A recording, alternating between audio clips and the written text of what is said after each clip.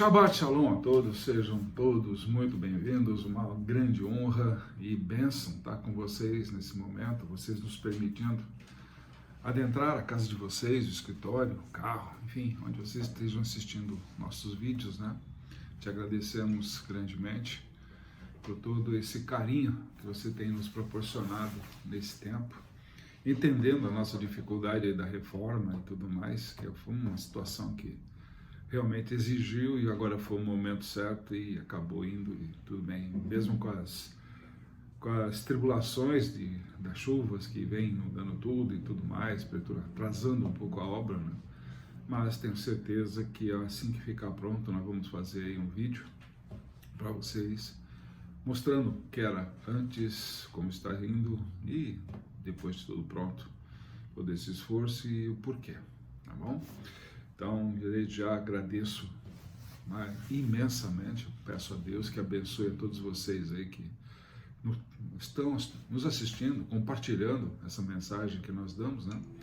E praticamente deixou de ser um culto, digamos assim, passou a ser um bate-papo conosco, né? Digamos assim, que o Senhor me tocou muito essa semana, sobre justamente esse tempo que nós estamos usando para continuar os ensinamentos, continuar a mensagem, mas de uma forma um pouco diferente, né, daquilo que realmente a gente faz no culto.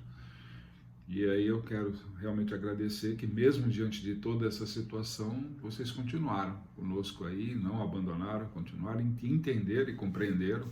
Muitos apoios, então estão sendo dados, mensagens que a gente recebe pelo WhatsApp e tudo mais, para a gente continuar e perseverar, porque sabem que é Deus agindo em todos nós aqui e que tudo bem nessa casa, realmente, a hora que ela ficar pronta, vai ser um lugar fantástico para você vir fazer sua oração, seu encontro com Deus de uma forma realmente bem diferente, né?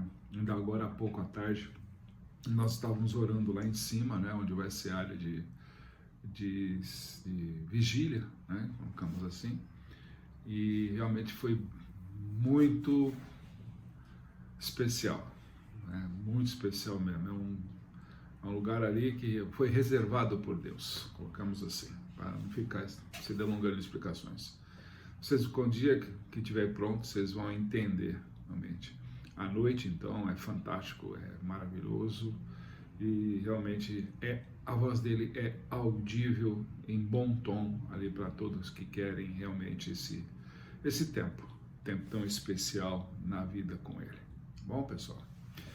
E hoje nós estamos numa porção muito interessante, né, de ensinamento que vai trazer bastante questionamentos, como sempre, né? Deus que nos coloca dessa forma, trazer bastante questionamentos sobre muita coisa, muitas decisões que temos tomado, algumas situações até que nós estamos percebendo na igreja, nas igrejas, perdão,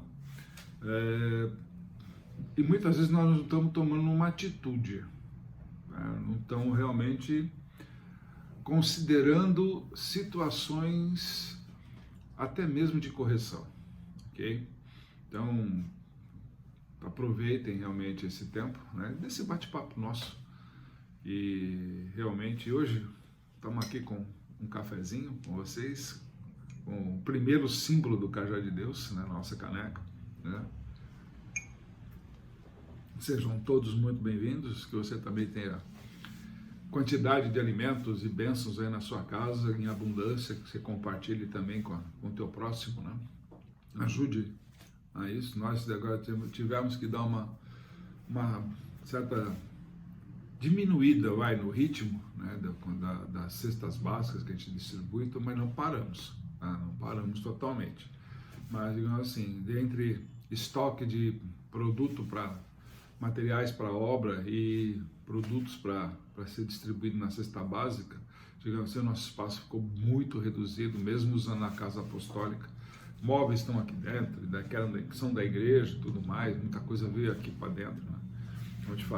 Como eu falei para vocês no último vídeo, na semana passada, com as chuvas, perdemos quase tudo que estava lá dentro, né, da coisa, prejudicando até a própria arca e tudo mais, mas graças a Deus Deus está fazendo esse trabalho, está me ensinando a recuperar algumas coisas, né? Acredito que mais uma semana já dá para recuperar essa arca, né?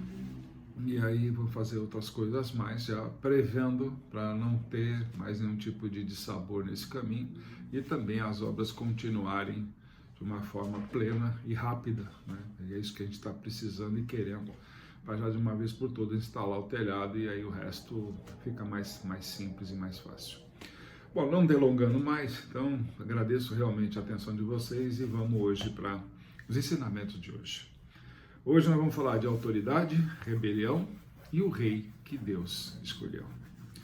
E como versículo de sustentação para isso, eu vou pedir para vocês abrirem lá em Lucas, capítulo 20, versículo 17, onde diz assim: a pedra que os construtores rejeitaram tornou-se a principal pedra angular. E isso daí vem trazendo para a gente bastante ensinamento, porque a porção de hoje se chama Corá.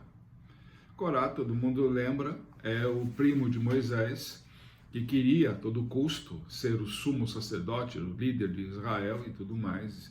Ele afrontou todas as situações e acabou sendo engolido pela terra, né? E basta ler lá em Números, né, que vai. A porção de hoje é de Números 16, 1 a 18, 32, com Lucas, capítulos 19 e 20, 1 Samuel, capítulo 11, versículo 14 até capítulo 12, versículo 22, e Romanos 13, de 1 a 7, ok? Hoje nós vivemos numa geração que tem dificuldade com autoridade. Isso daí está muito claro, muito bem evidente em vários lugares aí, onde nós questionamos tudo. Autoridade dos pais, autoridade dos pastores, autoridade de governo, autoridade das escrituras e muitas vezes a própria autoridade de Deus. Por um lado, isso ocorre porque existem líderes também abusivos. Temos que admitir isso daí. Como a gente sempre fala,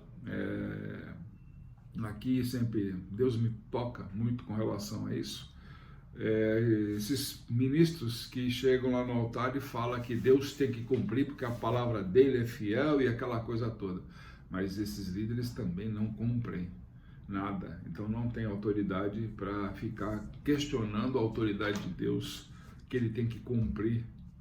Mas se o povo não resolve também cumprir a parte que lhe cabe, também fica difícil um relacionamento. Então isso daí é um relacionamento abusivo, onde o próprio pastor questiona a autoridade de Deus, porque está escrito que ele tem que cumprir. Tá, e nós escrevemos até em papel, reconhecemos firmas nos cartórios e tudo mais, e muitas vezes nem isso daí reconhecemos, né?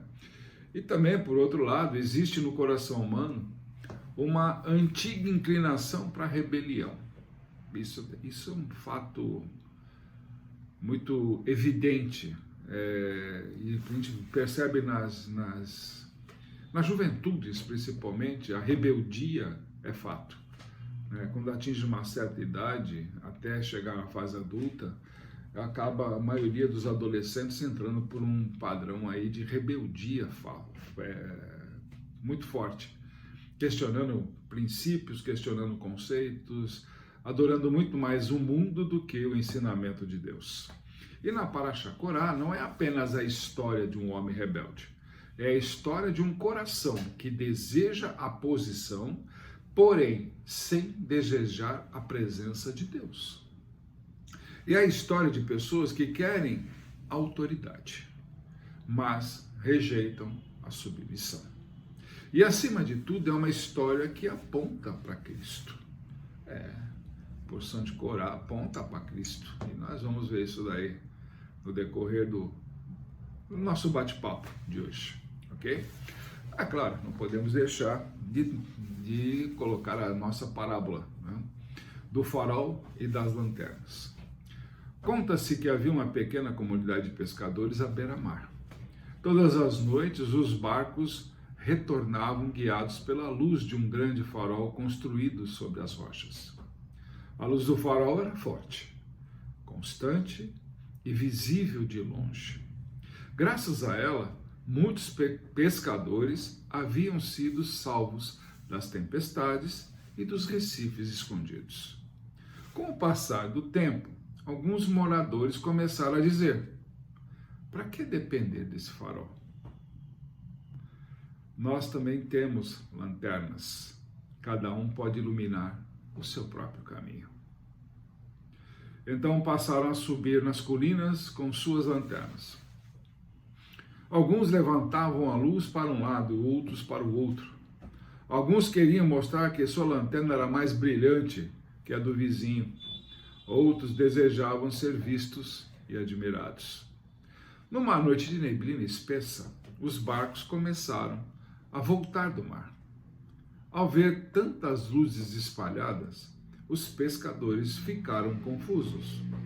Alguns seguiram a lanterna errada, outros quase bateram nas rochas.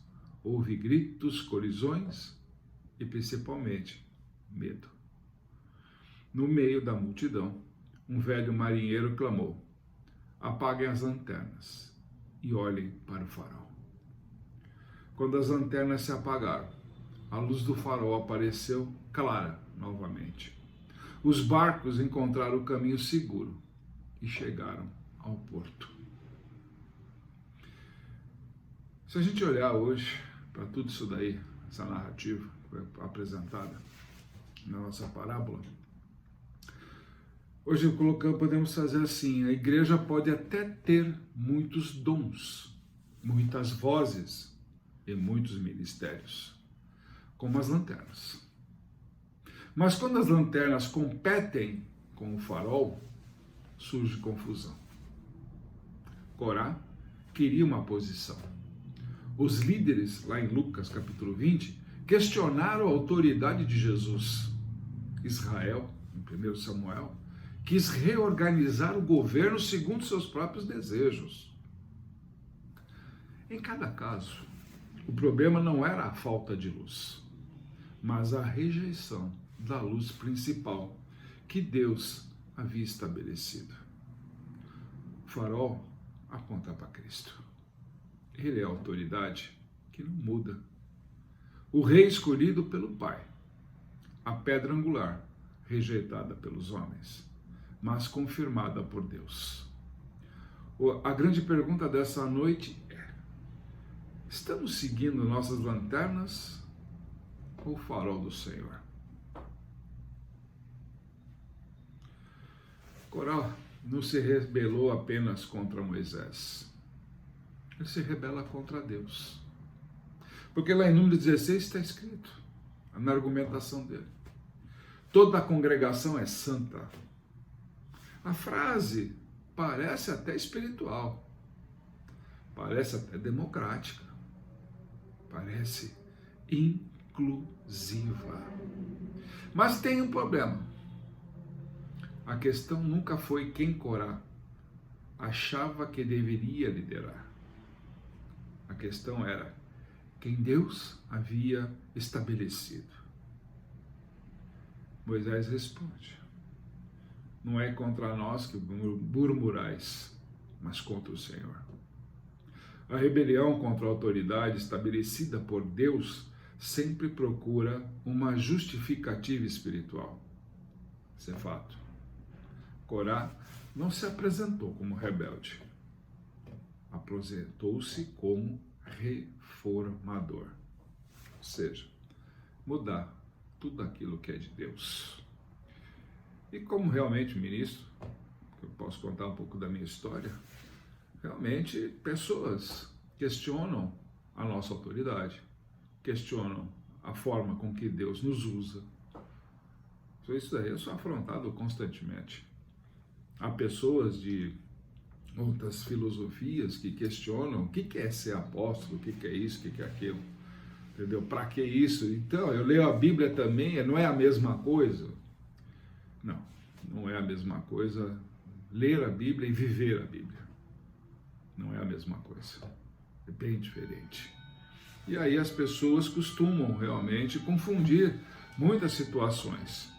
As consagrações que são derramadas sobre a vida das pessoas, o chamado que ela recebe, e quando se é chamado, exige renúncias, e muitas vezes as pessoas, ministros por aí até hoje, não renunciaram, porque apenas colocaram como um fator agregado de Deus na vida deles, e estão sobrevivendo e vivendo de uma bênção que o Senhor derrama para que a pessoa seja transformada. Mas o problema é que eles não aceitaram a transformação. Há uma diferença entre corrigir abusos e alimentar uma rebelião. Nem toda crítica é pecado, mas nem toda crítica nasce da santidade. E é aí que a gente começa a delinear os fatores de autoridade. As pessoas hoje, falou em autoridade, todo mundo já está questionando, até mesmo a polícia é questionada. Quem deu autoridade, quem te deu o direito de andar até armado? As pessoas até ficam comentando esses tipos de coisas ridículas. O bandido pode andar armado, mas a polícia não. Que conceito é esse de autoridade? E aí a gente começa a ver que nesses casos começa a nascer inveja, ambição, competição ministerial, do desejo de ocupar um lugar que Deus não deu.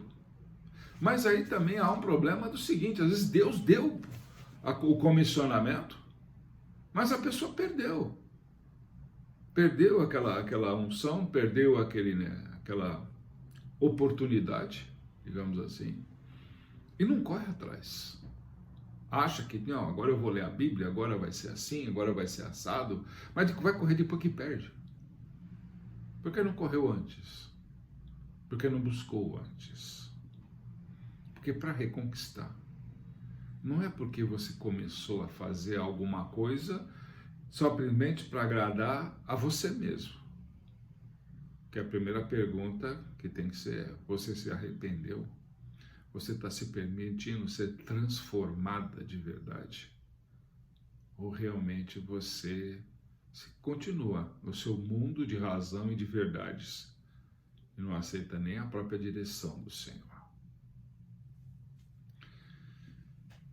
A pergunta não é o que eu quero fazer para Deus, quando a gente pensa dessa forma. A pergunta é: o que Deus me chamou para fazer? Eu estou fazendo? Deus falou: ganhe almas. Você está ganhando? Deus falou: abre portas nos hospitais, em presídios e tudo mais. Você está fazendo isso? Você foi chamado para alguma coisa. E você fez?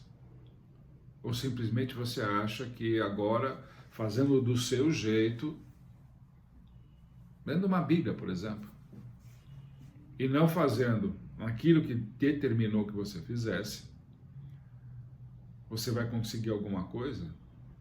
Você está mostrando apenas que você é rebelde. Só isso. Porque tinha que ser do jeito que ele falou para fazer. Não do jeito que você acha que você vai reconquistar alguma coisa. Se é que vai. Enquanto continuar com esse espírito de rebeldia, você não consegue conquistar o seu lugar justamente dentro do chamado de Deus. Porque quando ele te chama é porque ele tem um propósito para a sua vida em cima disso. Para os seus negócios, para as suas coisas, para a sua família. Você não realiza aquilo para aquilo que foi chamado, não quer fazer, porque acha que um monte de empecilhos que você coloca na frente é muito melhor do que obedecer. Fica aí, esse espírito de Corá, querer fazer do próprio jeito, da forma como acha que deve ser. Quem somos nós para julgar a sabedoria de Deus, o conhecimento de Deus, a vontade de Deus? Por exemplo, Israel queria um rei. Deus lhe deu Saul. Por quê? Israel queria ser igual às outras potências do mundo. Os outros países, as outras coisas, todo mundo tinha rei. Israel não. Mas Israel tinha Deus. E mesmo assim Israel queria um rei. Lá em 1 Samuel 11:12, Saul é confirmado como rei. Samuel reúne o povo, mas faz algo surpreendente. Ele, em vez de celebrar apenas a coroação, ele confronta a nação. Lembra-lhes que pediram um rei, porque rejeitaram o governo de Deus. O problema não era ter um rei, o problema era o coração. Esse é o problema. Eles desejavam ser como as outras nações e não exemplo. É como nós temos um chamado ministerial para fazer. Você é obreiro, você é diácono, você é auxiliar de pastor, você é pastor, é ministro, aí, apóstolo, profeta. Você tem um chamado para isso. Precisa saber identificar qual é o melhor dom que você tem em cima disso. A própria palavra de Deus diz isso lá em 1 Coríntios: busque o melhor dom. Busque. E os movimentos ministeriais, apostólico, profético, evangelista, pastoral e de mestres, digamos assim, são estruturas do corpo de Cristo. E muitas vezes as pessoas esquecem disso. As pessoas hoje em dia querem achar que podem decidir tudo sozinhas, do jeito que eles querem, do jeito que eles entendem Cristo, dessa forma. E é a mesma coisa que a gente ensina. O corpo de Cristo somos todos juntos. Não é apenas você sozinho tomando suas decisões. É todo o corpo, todas as pessoas que estão envolvendo, porque você não vive sozinho. Nesse mundo você não vive sozinho. Você tem amigos, você tem parentes, você tem família, você tem uma série de coisas em cima disso. Você tem animais para tomar conta. Tudo faz parte do mundo que Deus criou. E somos responsáveis uns pelos outros. Não é tipo, não tenho nada a ver com isso. Mentira. Quem fala isso daí é rebelde. É rebelde com relação à palavra de ensinamento de Deus. E aí, se a gente fizer uma conexão lá com Corá, Corá, que ele queria redefinir a estrutura estabelecida por Deus. E que nós, nessa rebeldia de hoje, nós estamos fazendo. Ainda se fala hoje em dia, e eu abomino isso, sacrifício no altar. Pegam textos antigos para falar de sacrificar no altar. Então, para que serve o Evangelho do Novo Testamento, se você ainda quer sacrificar no altar? O que significa Jesus para você? Senão o perfeito sacrifício sobre todos os teus pecados. Porque sacrifício, se você parar para pensar, na Bíblia, como um todo, o sacrifício era feito para limpeza do pecado. Israel não aprendeu isso. Sacrificava, como o próprio Jesus lá derrubando as cestas dos cambistas, porque eles estavam negociando aquilo que não era para ser negociado. Porque você ter o animal à disposição lá, você vai fazer os pecados do jeito que você quer, você não vai entrar arrependimento. Errei e tal, o sacerdote mandou eu comprar lá um cordeiro, alguma coisa nesse sentido, lá para dar o sacrifício, para purificar, para mim a purificação pessoal. Mas não gerou arrependimento. Como é que eu posso ser purificado? E você já se arrependeu? Ou ainda continua sacrificando, indo atrás dessas conversas de lorota, que enganadores? Como o Senhor mesmo diz, haveriam falsos profetas. Haveria quem usasse o nome dele, mas não era para seguir, porque são enganadores. Israel queria redefinir o governo estabelecido por Deus. Mesma coisa que está acontecendo hoje em dia. Eles querem redefinir da forma que eles querem, como o homem quer, não seguir o padrão de Deus. Se a gente olhar os episódios, ambos revelam a mesma raiz. O homem tentando reorganizar tudo aquilo que Deus já ordenou. Muitas vezes queremos um evangelho adaptado aos nossos desejos. Queremos um Cristo que confirme nossas opiniões. Mas o reino de Deus não funciona por votação. Cristo, ele não concorre a cargo nenhum. Sabe por quê? Porque ele reina. Ele é rei. Então ele não veio aqui para te agradar. Não veio aqui para te dar voz de tipo, olha, faz o que você quiser, como você quiser. Nunca fez isso. Isso também não existe na Bíblia. De Gênesis a Apocalipse eu nunca vi isso na Bíblia. Faz do jeito que você quiser. Não, tudo de acordo com isso. Se você quer o caminho da bênção. Se você não quer, esquece a Bíblia. Esquece a Bíblia. Não debate mais a Bíblia. Você quer o caminho que você acabou. Então não se agarre a uma Bíblia para justificar aquilo que você deseja fazer, da forma como você quer fazer, e não a de Deus. Ainda ontem nós estávamos numa reunião com ministros e perguntaram, no meio da conversa, obviamente veio a revelação, que eles estavam tão curiosos para saber por que nós fazemos o culto como no Shabat, esse tipo de coisa, quando damos continuidade dessa forma. Falei, vai ler lá Atos 15. Simples. A grande revelação que teve. Toda uma estrutura que é montada, e a primeira carta apostólica, digamos assim, gerada dentro da própria palavra de Deus, que não é cumprida hoje. Está lá. E aquela carta serviu para todas as igrejas como ensinamento, porque também já haviam ensinamentos distorcidos, confusos, do tipo, quem segue Jesus, quem não segue Jesus, aquela coisa toda. E como deveríamos seguir Jesus. E está lá escrito. E como é que eles iriam aprender? Tinha o princípio básico, que é a aliança noética. Se a gente olhar, são as alianças anteriores, está ali, como linha mestra. Aí, a partir daí, continuam aprendendo como Moisés ensinou a cada Shabat, ou seja, cada situação que nós vivemos hoje. Ah, mas Shabat é coisa de judeu. Está no Novo Testamento, livro de Atos, capítulo 15. Ali é coisa de judeu? Ou é coisa dos enviados de Jesus? Se você olhar também, parte de questionamentos, podemos ver lá em Lucas 19, que Jesus entra em Jerusalém como um verdadeiro rei. Entra aquela entrada triunfal.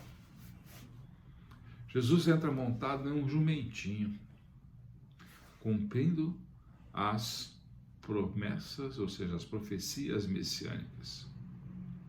E o povo grita, bendito o rei que vem em nome de Jesus, em nome do Senhor, perdão. Bendito é aquele que vem em nome do Senhor. Mas poucos dias depois, muitos dos mesmos líderes querem a sua morte. Por quê? Já parou para pensar?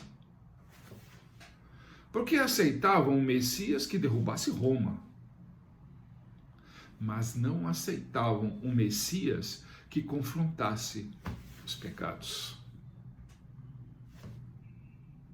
E aí que está uma grande brincadeira que a gente faz.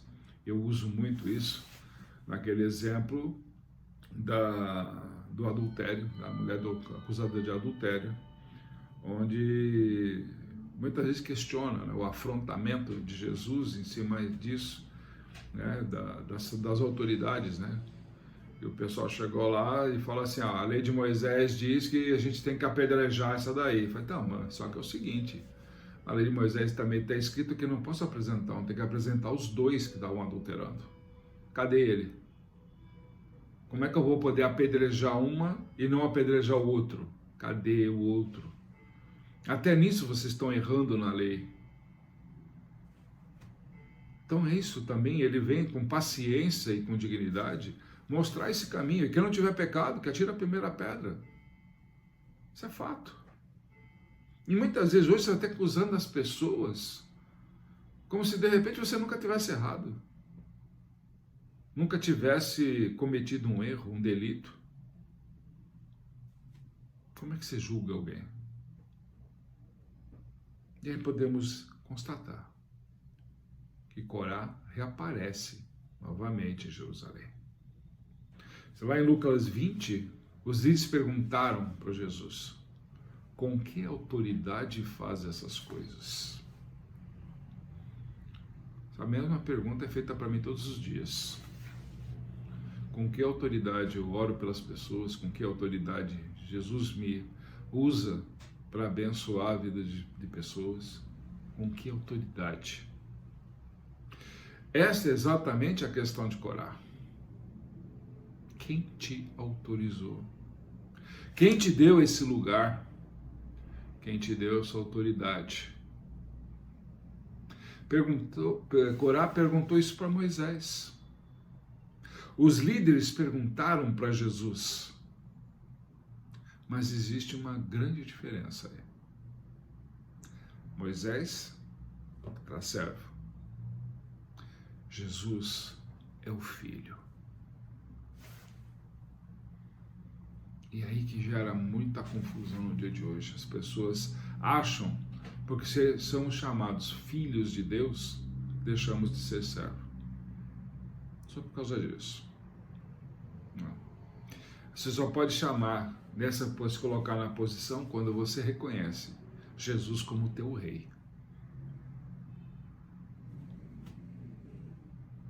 Para você sentar à direita de Jesus, você tem que ter vindo primeiro para servir, não para ser servido. O que podemos ver é que Cristo é o anti-Corá. Corá tentou subir, mas Cristo desceu.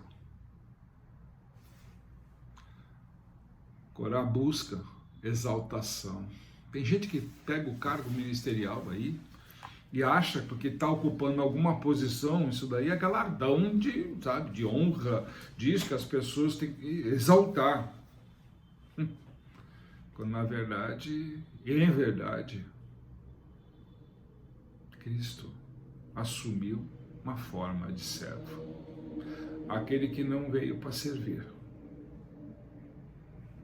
Não tem jeito. Não ajuda em nada no reino.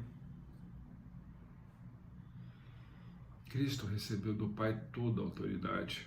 Por isso ele declara: toda a autoridade me foi dada nos céus e na terra. Aquela pedra rejeitada tornou-se a pedra angular. Lá Jesus cita o Salmo 118, que os construtores rejeitaram a pedra. Mas Deus a escolheu. Aqui está o coração do Evangelho. Os homens rejeitam aquele que Deus escolhe. Foi assim com Moisés, foi assim com Davi, foi assim com os profetas e foi assim com Jesus. O pecado de Corá continua vivo. O espírito de Corá não morreu no deserto. Ele aparece sempre. A posição é mais importante que a santidade. A influência é mais importante que a obediência. A plataforma é mais importante que o altar. A voz humana é mais importante do que a voz de Deus. Paulo ensina, lá em Romanos, não há autoridade que não proceda de Deus. Lá em Romanos, não ensina obediência cega, nem legitima a tirania, mas ensina que Deus é Deus de ordem. A rebelião tornou-se uma virtude cultural nossa. Mas a Escritura continua ensinando honra, submissão, responsabilidades. Está pronto para isso? Ou o galardão é mais importante? A Bíblia não ensina obedeça a qualquer autoridade em qualquer circunstância. Nunca ensinou isso. Nós devemos orar, por exemplo, por aqueles que são colocados nos cargos.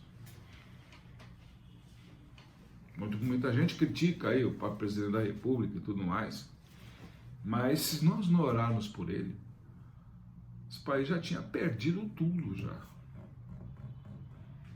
Já tinha perdido tudo. Mesmo ele cometendo essas bobagens e tudo mais, o Brasil ainda é um celeiro. Ainda é um celeiro. Muito importante. Tanto que o mundo inteiro está de olho no Brasil sempre. Porque Deus abençoa. Porque é um país de oração. É um país realmente focado. Cafezinho?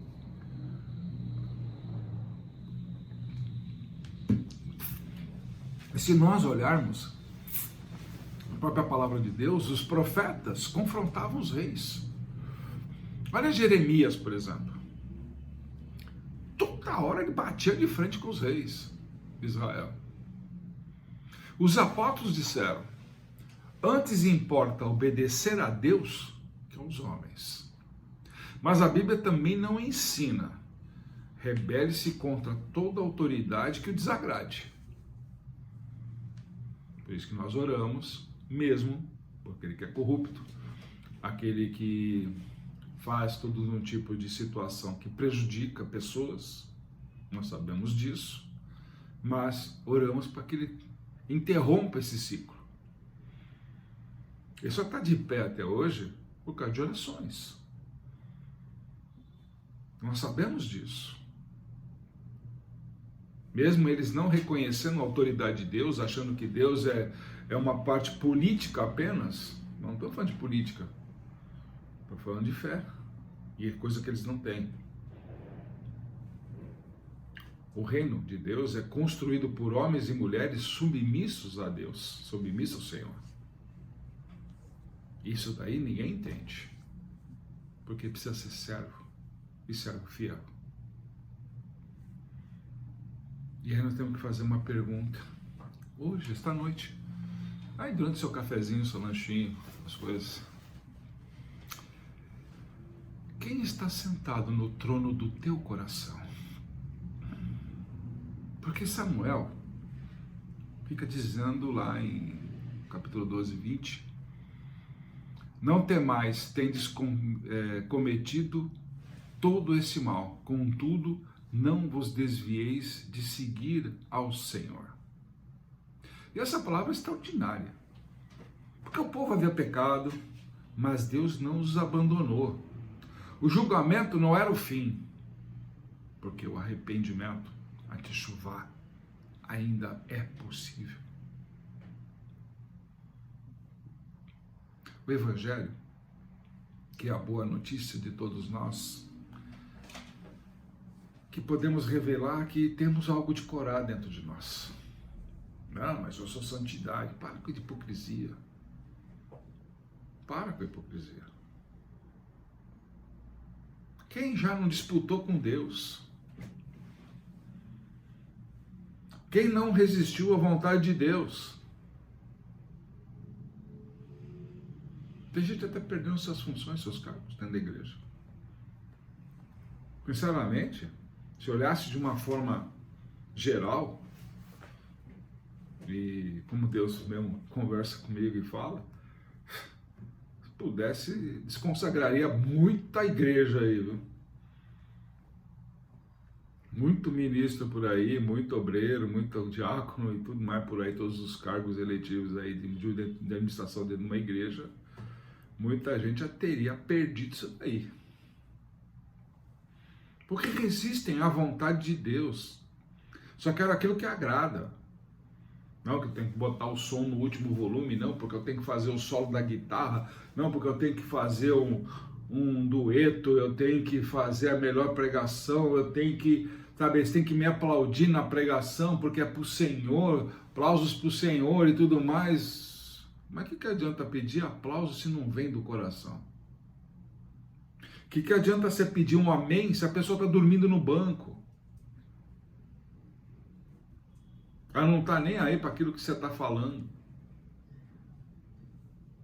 Todos nós já quisemos governar nossa própria vida. Nunca perguntamos para o Senhor. Porque Ele veio para reconciliar os rebeldes. As ovelhas perdidas da casa de Israel.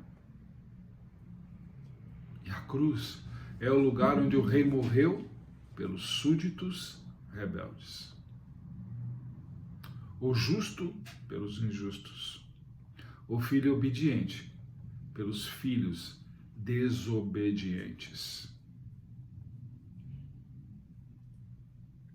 Se a gente olhar, Corá foi engolido pela terra. Saul perdeu o reino. Os líderes de Jerusalém rejeitaram o Messias. E Jesus ressuscitou. Deus confirmou diante do universo inteiro: este é o meu filho. Este é o rei que eu escolhi. Então a pergunta dessa noite não é quem é a autoridade. A pergunta é: eu me submeti à autoridade de Cristo? Porque o maior problema da humanidade não é político, não é institucional, não é denominacional. O maior problema da humanidade é espiritual. Isso é fato. O trono do coração, do nosso coração, só pode ser ocupado por um rei. E esse rei é Jesus. O Messias de Israel, o Filho de Davi, o Senhor da igreja e o Salvador do mundo. E para fechar, eu vou usar de Filipenses 2:10, para que ao nome de Jesus se dobre todo joelho, porque ele é um nome acima de qualquer nome. E você ainda quer questionar quem é o rei? Quem é aquele que foi sacrifício real por tua vida? Ou você ainda vai continuar ouvindo mentirosos e não edificadores na palavra do Senhor? Porque nem todo aquele que diz Senhor, Senhor será salvo. A gente sabe muito bem disso, porque está escrito. Mas muito mais prejuízo causa aqueles que não ensinam como Jesus ensinou. Se preocupa muito mais com seus conceitos pessoais, a sua forma de agir e de pensar, e não de acordo com o Evangelho. Uma boa noite para vocês, um ótimo Shabat, uma abençoadíssima semana. Que o Senhor derrame de bênção sobre tua vida, tua família, tua casa. Que o Senhor venha a resplandecer a sua face sobre a vida de vocês. Que o Senhor te abençoe e te guarde. Que faça resplandecer sobre a vida de vocês. Que tenha misericórdia de ti. Que te honre. Que te abençoe. E que te dê a paz. Shabbat Shalom, meus irmãos. Que o Senhor realmente lhe dê uma semana de grande prosperidade. Reflita. Quem é o rei no seu coração?